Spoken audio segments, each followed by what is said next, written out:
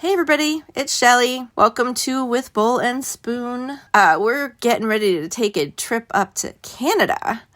Back in April, after things settled down and I got my check for my back pay, Brett and I took a little road trip over to Ohio to see the eclipse. It was amazing. But it reminded us how much we love road trips. And I decided we got to take a road trip this summer. So I wanted to escape the heat and the crowds. And so I thought, Canada. We'll head north and escape the heat while everybody else is heading south to the beach. Perfect.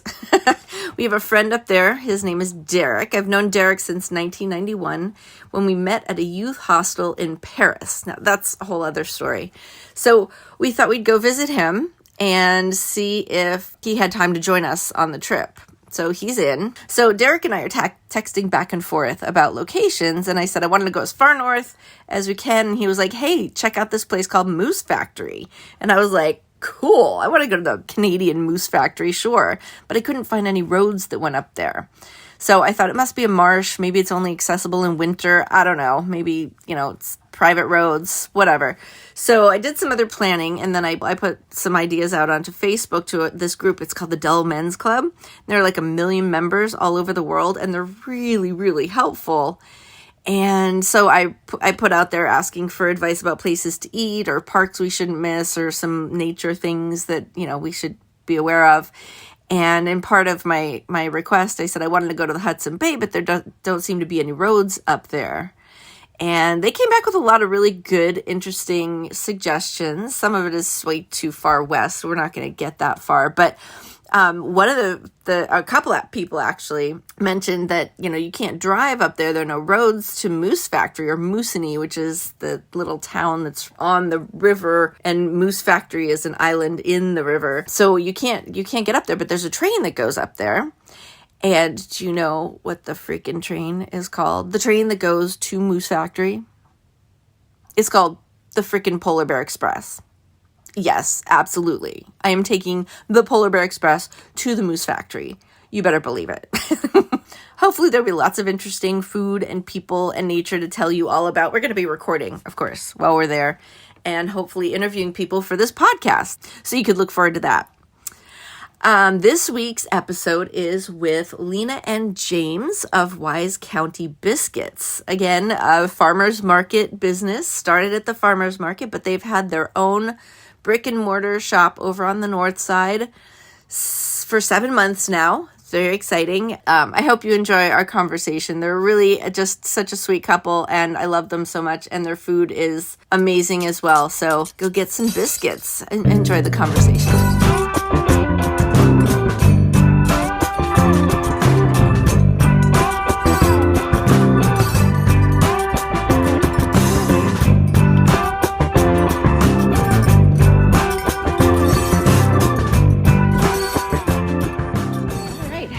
Welcome to With Bowl and Spoon. I am so excited to have Wise County Biscuits folks with me today. Why don't you guys go ahead and introduce yourself? I'm Lena Laskaris. I'm the co-owner of Wise County Biscuits with... And I'm James Wolfe. I am the other co-owner of Wise County Biscuits. And what is Wise County Biscuits? So we're Wise County Biscuits and Cafe now. So we're a local...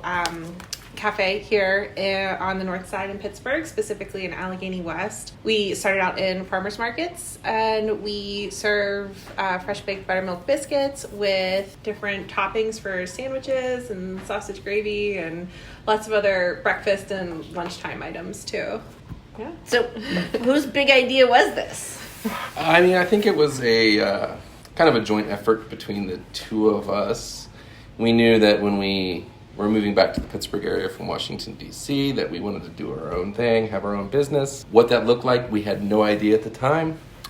And I think from some prodding from family members who ate the biscuits we would make for holidays and things, convinced us that that might be a route we should look at. At the time, they were saying there wasn't a whole lot in the city in that kind of style. All the way back in 2017. Yeah, back in 2017. Well, so we did some research and stuff, and we decided to give it a shot, and here we are. I would say even today, 2024, that you guys are the only biscuit game in town. There are a couple of other places making some real good biscuits out there. All right, we're not going to talk about the city.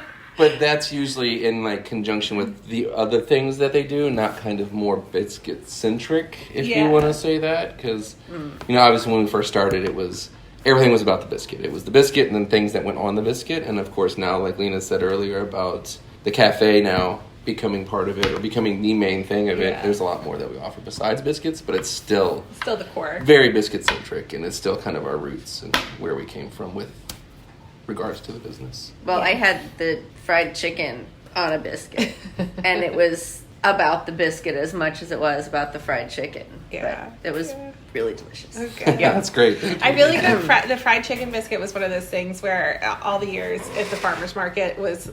It's very difficult to have a fryer, obviously, at the market. No, that's why I got it. Some folks do it, right? And it's very impressive. But, the fear of fire, I think, is enough in all fire, of the logistics. Kids, dogs. Yeah, there's too many variables. Driving around. But anyway, the whole time, like when we were at the markets, we would always say, one day we're going to have a chicken biscuit, and it's going to be great. And it'll kill it, and it's probably, other than the kind of build your own plate or build your own sandwich, that is our highest selling. Yeah, it's definitely in the top 3 every day. Like every day.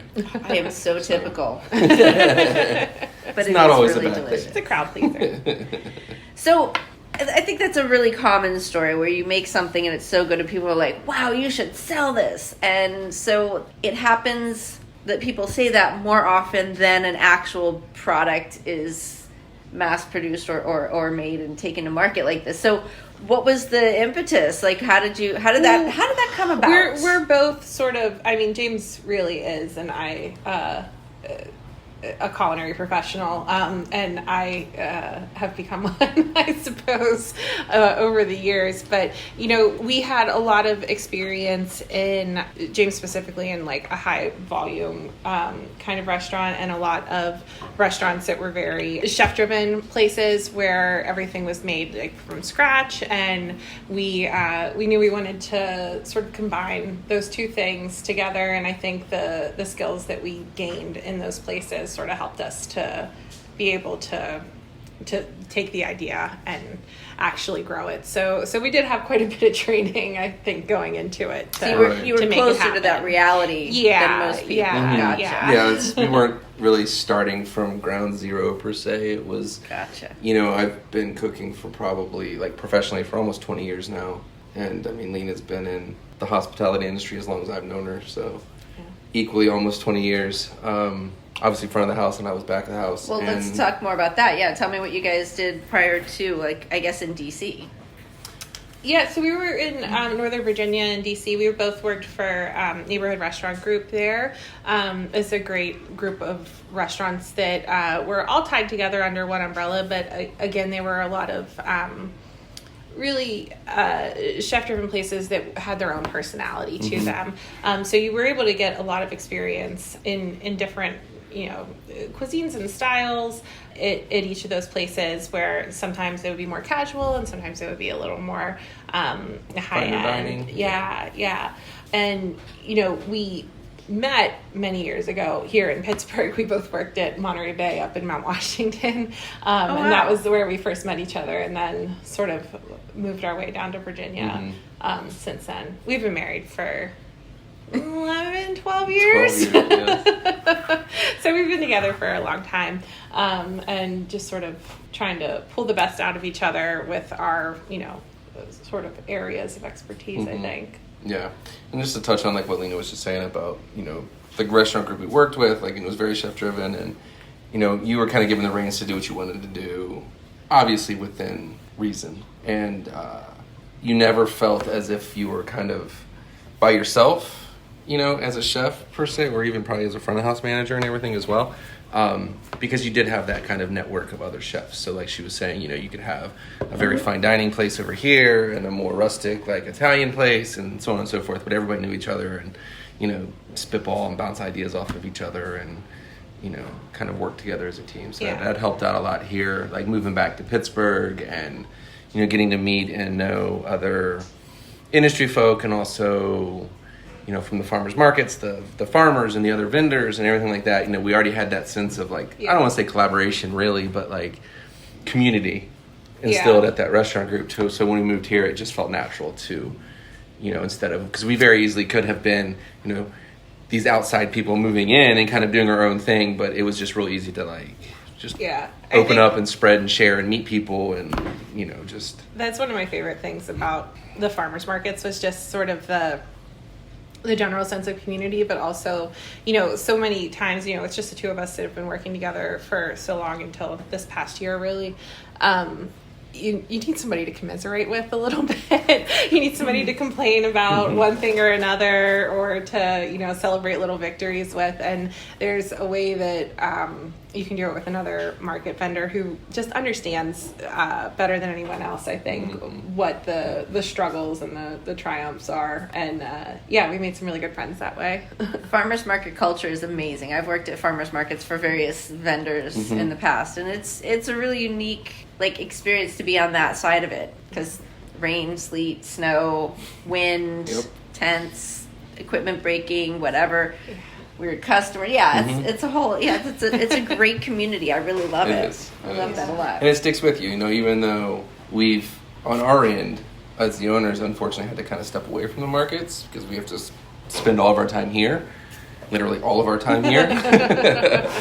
And we still see people, just this afternoon, a friend we made through the markets stopped by for breakfast and early lunch. I mean, we met you through the farmers markets. We met you through the farmers markets, and so you still kind of hold on to those, even though you're technically not part of it anymore. You still are. Yeah. We could walk back in at any time, and it feels like we've still been there. Yeah, and for building the business here, I think were we to just in 2017 open up with this, which I mean logistically we could not have, but to just open like that, I think it would have been a more difficult struggle to get a little bit of traction where we already had a good following of people from the markets who were eager to try the chicken biscuit and have some new dishes after they got to know James's food.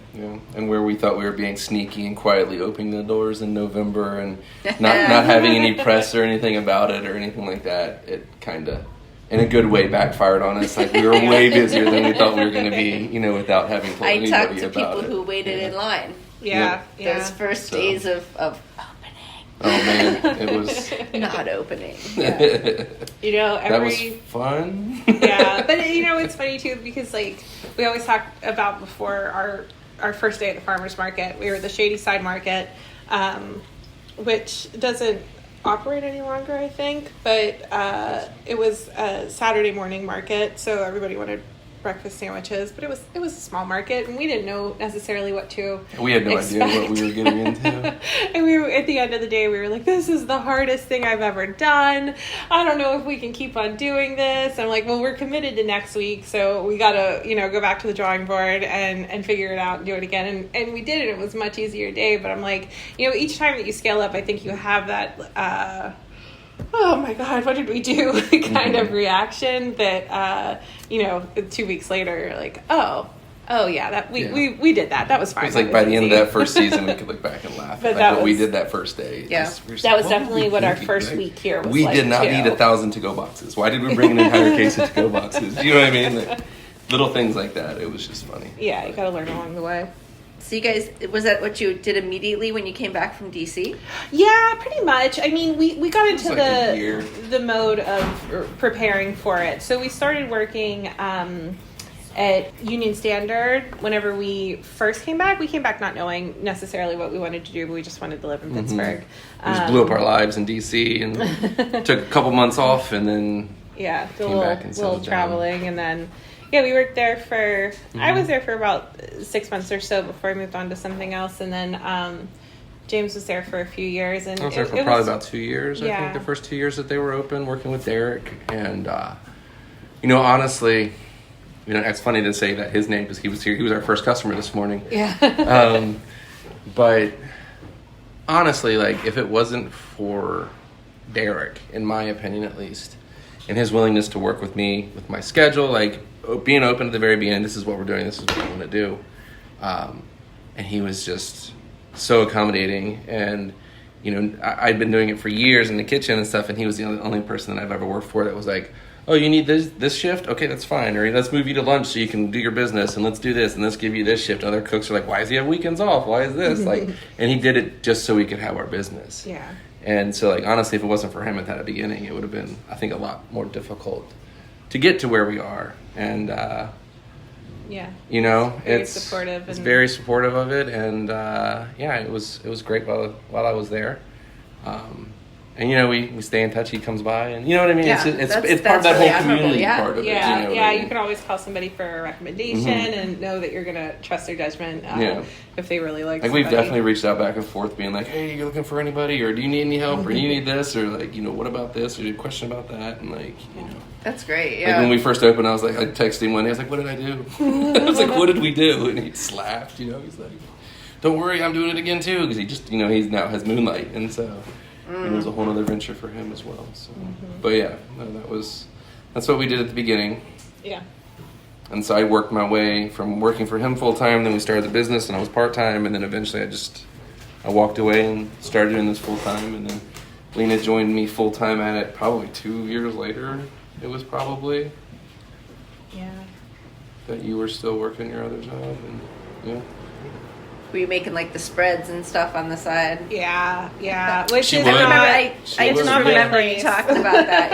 Yeah. Yeah, no, she would. Like the very first kitchen we worked at was over in Friendship. It was a little church basement kitchen, and you know, you only had it for certain hours, and you know, so you had to get in there and get as much done as you could. And you know, I would do, you know, I would do the baking and you know, making the sausage and all that kind of stuff, and Lena would be over there making the gravy and the greens and the spreads and you know, all that kind of stuff. You know, in the kitchen with me, and then she was like, "All right, now we have to get another day." And then we got another day, and she was like, "All right." Yeah, You know? I'm happy to help in the kitchen, but She still does. She did today. Yeah.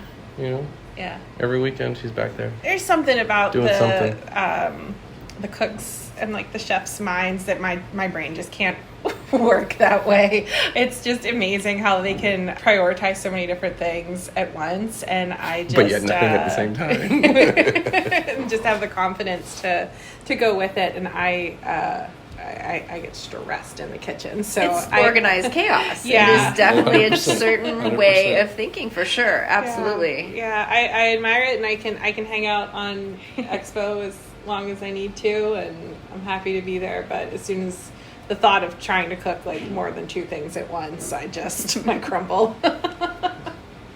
Yeah, my husband and I are kind of like similar opposites, whereas I can do multiple things at the same time and sort of have it in my mind where things are, not that I've ever been a chef or anything, but that's how my brain works. Right. And he is just like very one thing at a time, and sort of if he does do overlapping things, he needs to prep everything first. It's interesting, Yeah. but It's a good pairing. yeah, absolutely, it works. So we were talking about the farmers markets and the beauty of farmers markets, and you guys are just like such a stunning, like really good example of how you start out at a farmers market and you build your reputation, and then when you have your brick and mortar finally, which is the dream of every farmers market manager, is to have businesses that they're shepherding in the farmers market go off to have their own brick and mortar. So you guys are just like this really classic example of that, and what a success it's been. So I'm just so happy for you guys. Thank you. And the people that shop at the market that have been your customers for years we're all very happy for you. Just FYI, I'm sure everybody tells you we're that. definitely really so grateful for them. I think that there's a certain kind of like fortitude that the market guests have and people who frequent it, and they're just so committed. And the amount of times that we would look up and we, you know, would have a long line of people waiting to order and people who were waiting for their sandwiches after that, and we look up and it's raining and they're just hanging out and they are committed and they are invested in going through and visiting all their favorite vendors in the markets, and it's just I find it so admirable. I'm like, all of the folks who are regulars there, I think it's so cool. Yeah, like our first winter market we ever did, it blew my mind. I was like, is this even going to be worth our time? And then it would be 10 degrees out, snowing, or like 30 degrees and sleeting, and you'd look up and there'd be 15 people hunched over, standing there, and you're just like, we appreciate you so much, but what are you doing? You're just like, you know what though? And from the customer's point of view, like, you guys are out there for hours in a chunk. I just have to go get out of my car, stand in line for 20 minutes, order my sandwich, and go. No. So I try as best I can to go to all the winter markets regardless. The worse the weather, the more I'm committed to going there, because I want to make sure that you guys see that it's worth. Right. That's appreciated. And, I think that it goes into that, like, sort of community feeling, too, where we, it was so important to us to be super committed to attending the market on every day that we could be there, because we felt like it sort of adds to the whole atmosphere. Like, we might not be able to use food from all of our produce vendors and things every single dish that we make. We do as much as we can, but there's some limitations. But we always felt like just our presence there was maybe, making a contribution to bringing more people to the market and making people feel like they could stay longer because they didn't have to go somewhere else to get something to eat. And I just think that it all sort of has like a great ecosystem where everybody's sort of like helping each other through it and, supporting each other's businesses just by your presence and by your commitment to things. Oh, yeah, absolutely. Farmers markets are my happy place. It's such a really good, stunning example of community and local economy and all that good stuff. So, but speaking of like other vendors and produce vendors at the market, chefs that I've talked to oftentimes don't go to the farmers market. They just use like Cisco or whatever the big distributors are. So how did you, as a chef, start bringing that into your culture of cooking? I mean, it started for people that I, like, years ago, like, working for people who did that, and, And was this in D.C.? It was in D.C. I mean, I started, I was down in the Norfolk, Virginia Beach area, working for chefs that, were big proponents of, like, local, like, when it made sense. Like, there's some things that, like, are hard to maintain, like, year-round local presence. But, like, whenever it made sense, especially, like, I lived a lot along the eastern seaboard. Chocolate. So, Yeah. So, like, I lived a lot along the water, whether it was the Chesapeake Bay, the Atlantic Ocean, and things like that. So, a lot of the seafood, like, we just didn't order, like, our seafood from, a vendor out of Philly or something like that. It was Bruce the oyster guy or, what was it, the Smiths, the family that raised the soft shell crabs, things like that. And so, like, starting with that and then kind of progressing through their career, it was, it just made sense that if it was there, like, in my one restaurant in Alexandria, Virginia, we had the farmer's market right around the corner. So, once my kitchen was up and running and my sous chefs were there and doing their things, I could walk down to the market and see what there was. Now, granted, I couldn't, like, supply my entire, kitchen with that for the week or whatever, but whenever possible we could. And so then when we were here, it was, and obviously working at the markets, it makes it a lot easier. Oh, sure. Because it is hard once you're in your brick and mortar because you're here. I don't have the time on a Saturday morning to go to the Bloomfield market and do some shopping, But you need a buyer. Well, yeah. Might know somebody. Yeah. We can send lists to and go from there. But just building those relationships at the markets and being at the markets, like Lena was saying, like weekend after weekend after weekend, and meeting people and knowing their kids, and like that whole sense of community. And in that way, it was also easy to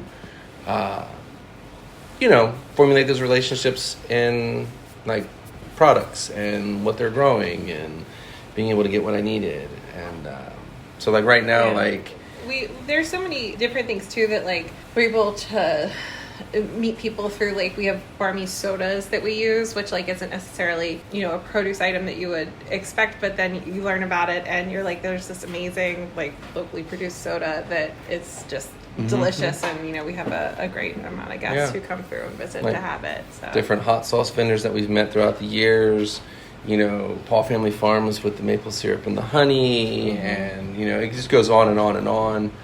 So I do use some of the bigger vendors, but like we work with Three Rivers Grown. Cool. They've just been amazing. They mostly do a lot of work with like grocers and things like that, but they've been able to help us because we have been such a small vendor to get some of the cheeses, the local cheeses that we wanted, and dairy and things. They've been a big help sort of throughout that. Like we've been using them for years for the Brunton's Dairy, before their tragedy. We were using their buttermilk and their whole milk, and then, like Lena was saying, the cheeses and stuff, and all those different items. And like we get some of our retail stuff, like our ciders and our chocolate milks and different things like that from them. And then they also have, within them, they also have the Clarion River Organics.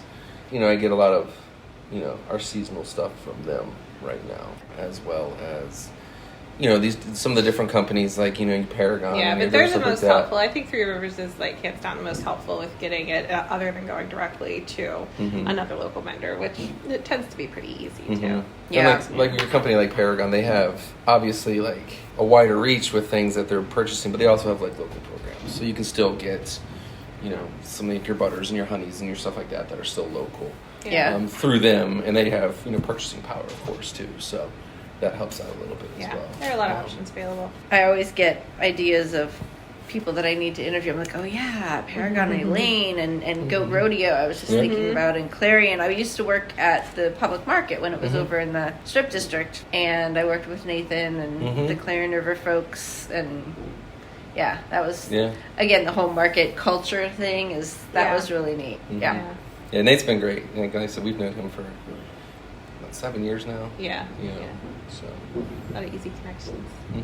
Absolutely. Cool. So what made you get into cooking? Well, it's going to sound like kind of cliche-ish, but I always enjoyed it. You know what I mean? Like I always enjoyed, pestering my mom in the kitchen or my dad out of, it sounds again like very mom in the kitchen, dad at the grill. You know what I mean? But that's just how it was. And then where did you grow up? I was a military brat. I was an Army brat, so I grew up all over the place. Everywhere from like Texas, Georgia, Carolina, Virginia, Maryland, and then my family. So like we didn't really we never considered having a home. So home was always where the grandparents were. So that was in Eastern Tennessee and Southwest Virginia in Wise County, which is obviously the business is named after. That's where my father was from, and so. Just like growing up being curious and just liking to eat and liking food and stuff like that. I always worked in restaurants, like later in high school, through college and stuff like that. I worked in restaurants and did many different things, but restaurants was always something that I always did. Then I graduated, had a different life, and then got to a point where I decided that I didn't like that. I liked what I was doing before, so I went back to school for culinary. And made that decision when I was 24, and here we are, just cooked ever since. And it took years, so when we were starting the rest business and everything like that, and we were figuring out what we were going to do and stuff, it kind of took, a long time of just thinking, and I don't want to say almost like soul searching on figuring out why exactly, being in the kitchen was important to me, or why I enjoyed it so much. And I was able to trace it back to my grandmother. My dad's mom was the one who kind of unknowingly to me for years of my life was the one where I kind of, I don't know, it all came together there in the kitchen, because it was always they didn't have a lot, but whatever they had food wise was enough to share for everybody. You know what I mean? So that was kind of what built, just I don't know. So why I enjoy doing it and why I enjoy seeing people's reactions when they eat my food. That's not more important to me than anything. You know what I mean? Knowing that people enjoy it, knowing that people like it. I don't know. It's just not to sound silly, that always brought a sense of home being so transient growing up that you didn't have. That was just kind of. That's great. It was. That's it. That was the safe place. That was the home place. Yeah. Nice. So, yeah. And she was a really good cook too. So that was literally my biscuit recipe is her recipe, with the exception of we use butter instead of lard. So, so it was as easy as that. I stole her recipe. She just doesn't know it. Do you just not have access to lard, or is it's just for the masses. It's more approachable for everybody. And we love it. I mean, we love the butter flavor that you get. Lard's great too, but we love the butter biscuits. Yeah, it's just what they had, so. Maybe I'll advocate for a batch of lard biscuits. Yeah, we'd always joked early on, when we open the restaurant, we're going to have, like, Grandma's lard biscuits. We're going to have the biscuits we do now. And we're going to have this and that and everything. And then it's just like we opened the doors and it was as busy. And we were just like, no. I mean, maybe one day. Does it we're take only longer? 7 months in now. No. It's just one other thing to add to the list of things to do. So. A lot of waste there, too, potentially.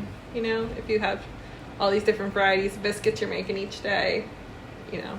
I see. Yep. Yeah, you can't account that everything's going to be sold, and we don't we will reuse some things. We'll make like croutons, and we'll make we used to do these biscuit crisp crackers, and different things like that we would do with day olds. But like generally speaking, we do fresh every day. So you want to be able to balancing that all is the unfortunate. You want to be able to try to get that number as tight as you can at the end of the day. So can you make a strata with biscuits? Mm-hmm. Oh, that sounds really rich and decadent. We've done everything, stratas, and we've done like different bread puddings, and panzanellas, and you name it, anything that you can. Croutons on the salads, anything you can do with a day-old biscuit, we go for it. Yeah. So can you taste the difference between lard and butter in the biscuit? I think so. Yeah. Obviously. Don't you miss the lard biscuits? Just say. I mean, it's. I honestly can't say that I if I do or not, just because, like, we were always so far away from family that we would go back like twice a year. Like once during summer and once at the holidays. We were no closer than 10 hours from them, from anywhere we ever lived. And so, it was great when you were there, but growing up and stuff, I couldn't tell you. You know what I mean? Mm-hmm. Then, oh, this is lard or this is butter. So, now, as, a chef and having used butter and lard for years, I think there is a little bit of a difference. Yeah, side by side, you could definitely taste the difference. Yeah. But, we want to serve our vegetarian friends, too. So. Yeah. Okay, fine. I mean, that's not to say that we're never going to do it, Yeah. But it may never be on a daily production type. It might be, we'll have a run for the weekend or something like that. Yeah. But we try to, I think everybody has their little pet peeves in restaurants, and one of ours is we do have a lot of vegetarian friends. Secret meat is what we call it, where we want people to feel confident in navigating the menu and making choices that they can feel comfortable about. I'll never forget the day I had a friend who he ordered something that was with Serrano, and he had Serrano pepper in mind, and it was Serrano ham, and I just feel there were some times like that where you sort of just sort of pause and look at things from somebody else's perspective, and you can see that, I want to make this accommodating. What we try to do in the restaurant is create a place where everybody's really comfortable. Yeah, I think that was a lot of the logic too between the butter and the biscuits versus the lard. I know of so many sources of lard. Yeah, so. No, absolutely. No, absolutely. I know all the meat farmers, so. No, absolutely, yeah. I mean, I worked in restaurants, we'd render our own, you know what I mean? And it was just, we use it for different things, but, maybe one day, we'll see. So, Lena, how did you get into the restaurant field? I mean, honestly, I was sort of born into it. My parents, my dad and my grandmother had a restaurant for years whenever I was growing up. It was a bar restaurant down in Connellsville. It closed whenever I was in maybe middle school. I, would spend my, childhood days in the restaurant. I thought that the servers were the coolest people on earth, and that was the only thing I, ever really wanted to be. So getting to know it that way, and then, getting to high school and college, and I majored in art history in college, so that very quickly, unless you're, very independently wealthy, turns you into a server. Absolutely, yeah. So I just, I spent a lot of time in restaurants that way, and it really wasn't though until I met James that I felt like I really committed myself a little bit more to it and sort of saw a future in it in a lot of ways, and just ended up here. Is Grandma, whose biscuit recipe you're using, is she still around? No, she's not. Aww. She passed when I was probably Honestly, it was like right as I was finishing up culinary school. Oh, she passed. bummer. And so I still never made that, connection when she was still alive. That's where it came from. So that was unfortunate, but obviously my dad and his brothers were around. Well, one of his brothers still around, but they were able to see the progression, where we are, and so some family's still there to see that. So that's How did you get the recipe? Just family members who were. Yeah, I think it was a recipe card. Yeah, it was just very diligent, and after she had passed, my grandfather had passed several years before, and so it was just her, and so they were when they were going through things, they didn't really throw out much or anything. So then my father was able to compile basically lists of recipes of hers, and I would just get email after email after email after email after email from him. Wow. Of all these different recipes of hers.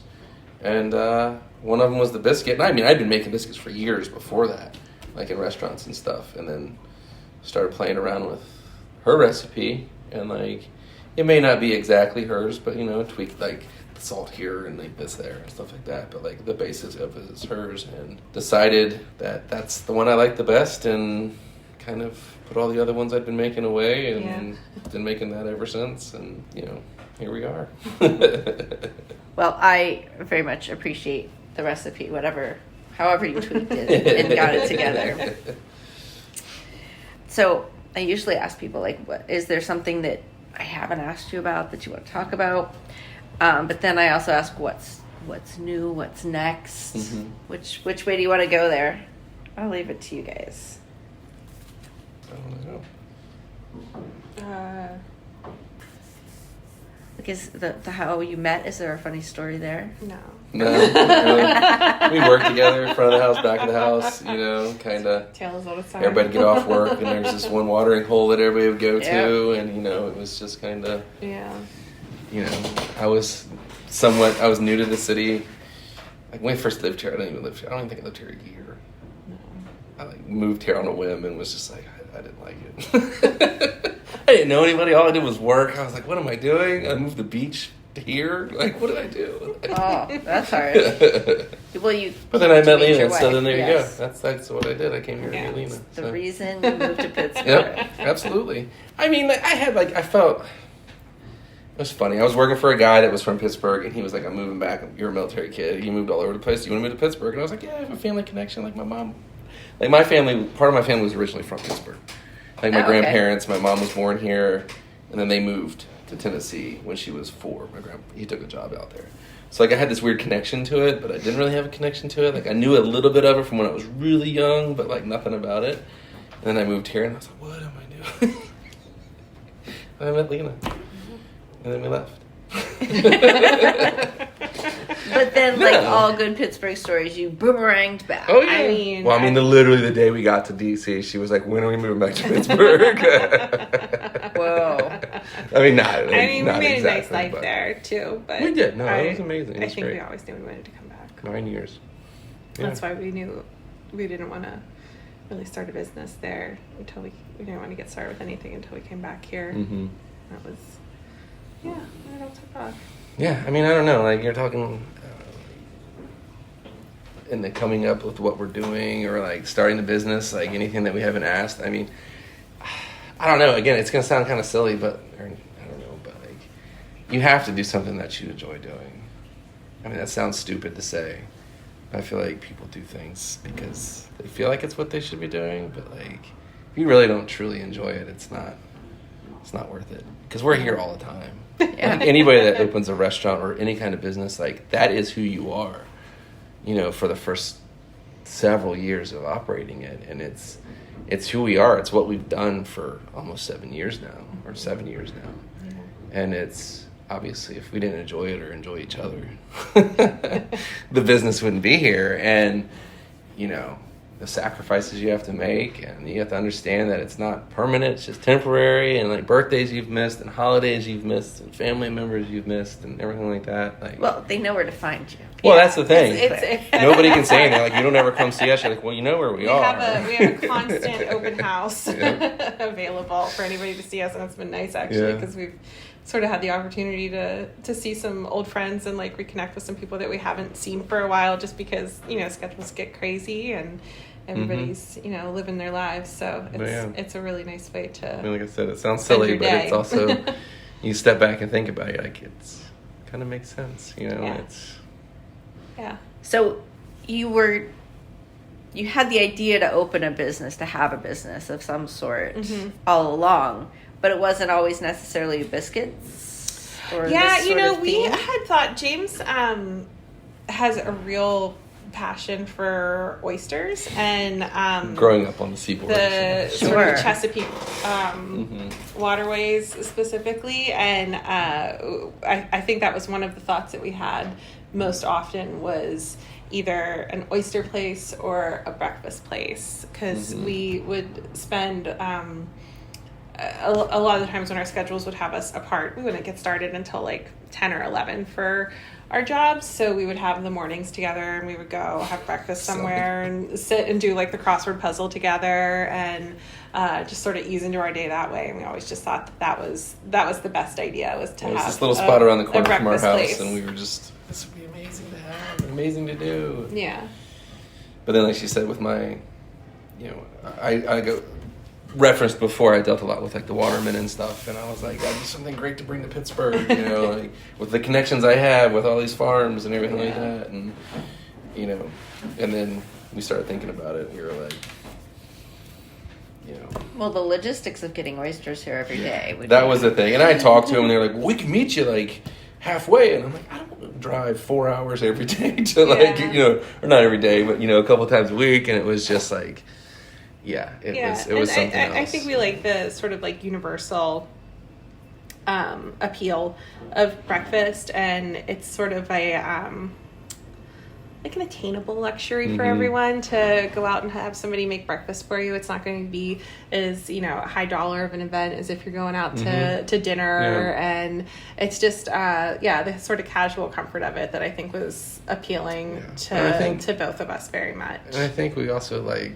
To touch on what Lena was just saying, we wanted a place where we weren't only seeing you on special occasions or like every couple of months.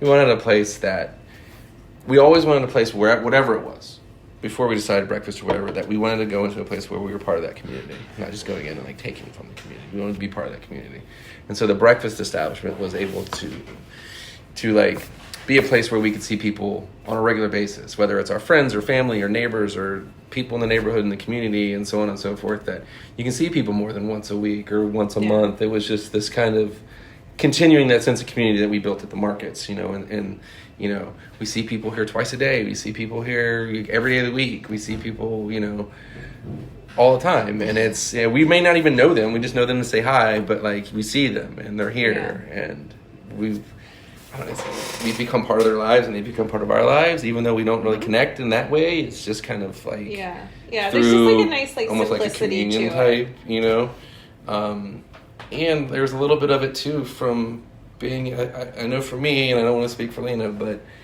for being a chef for years and being in the industry for years, I know a lot of the chefs I know was always like, I wish I could have something where I did not have to work at night.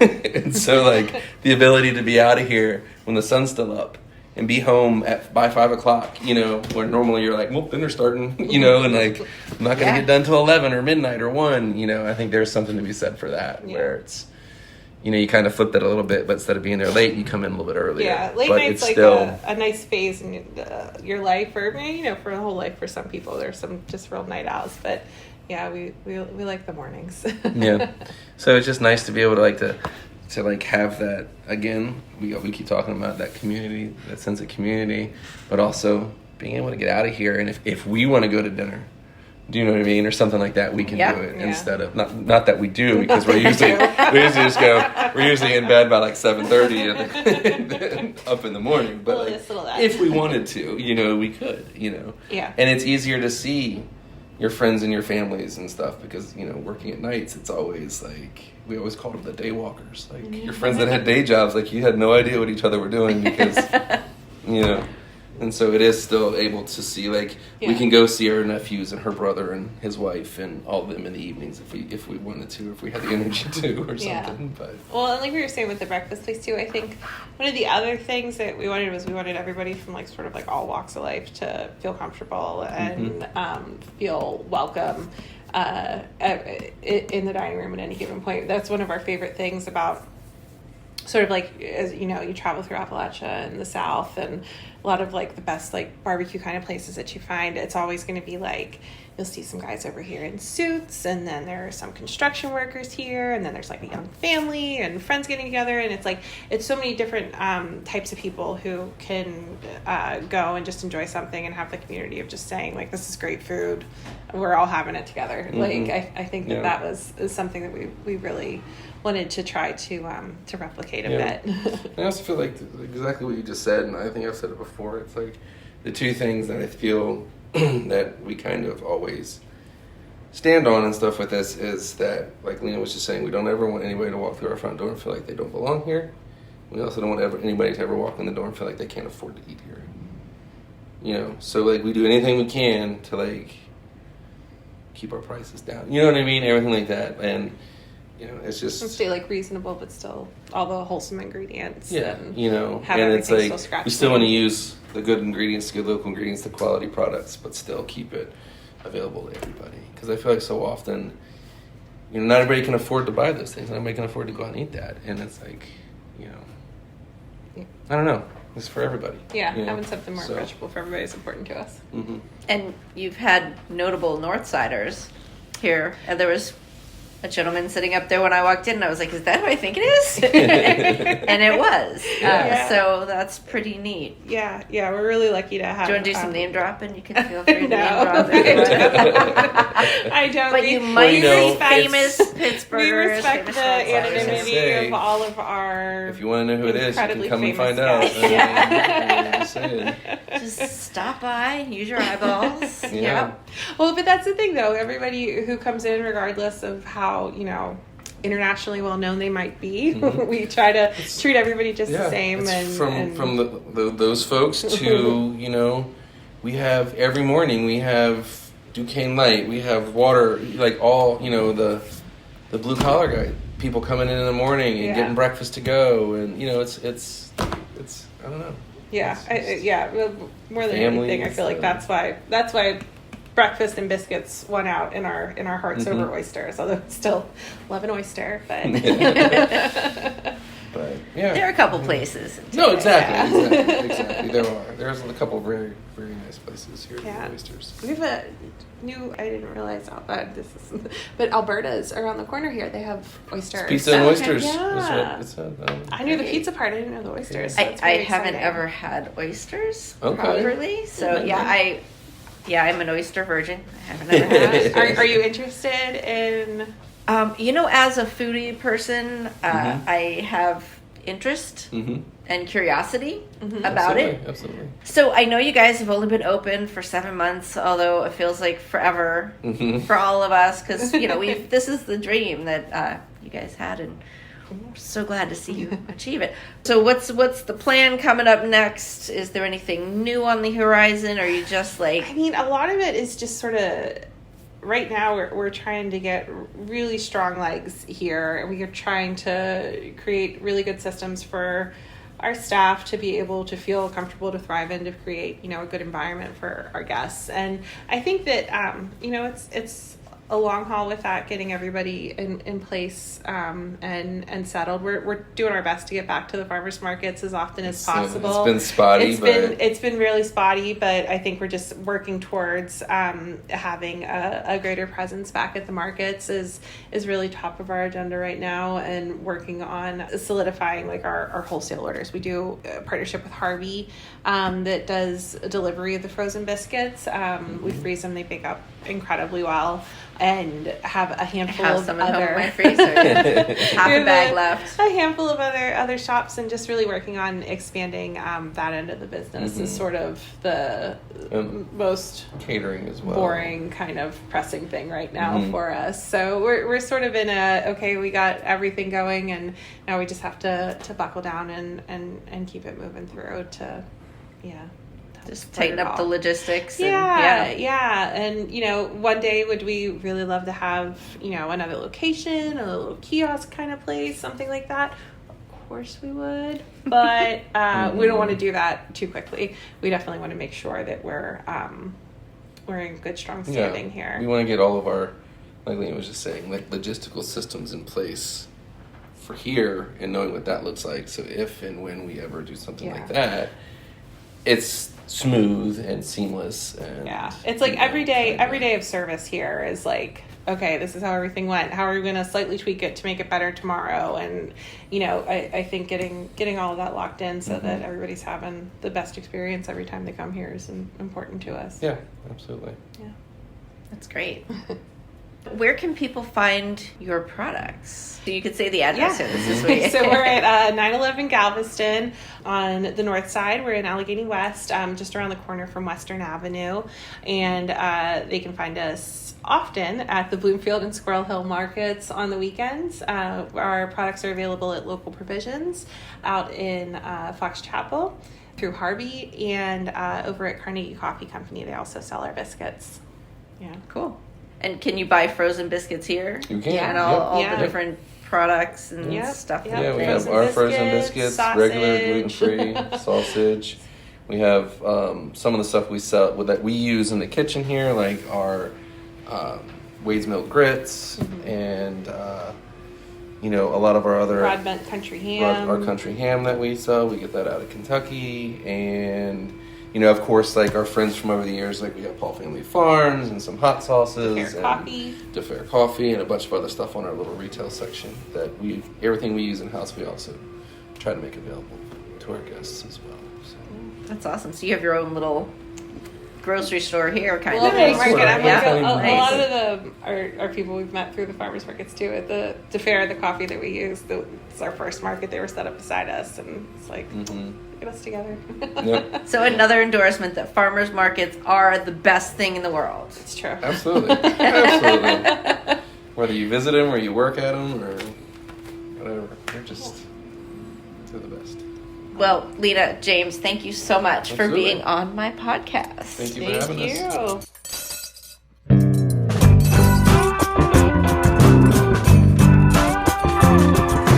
Everyone knows that food is cool. No secret. Eat that food with a bowl and spoon. Everyone knows that food is cool. No secret. Eat that food with a bowl and spoon. With Bowl and Spoon is written, produced and hosted by Shelley Danko Day. Original theme song was written and performed by Paul LeBreeze and friends. You can listen to With Bowl and Spoon wherever you get your podcasts. Don't forget to subscribe, like, review and share. Follow us and send us questions or messages on Facebook and Instagram at With Bowl and Spoon. Thanks for listening. And spoon.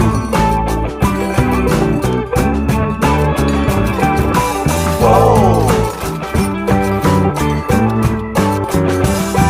And spoon.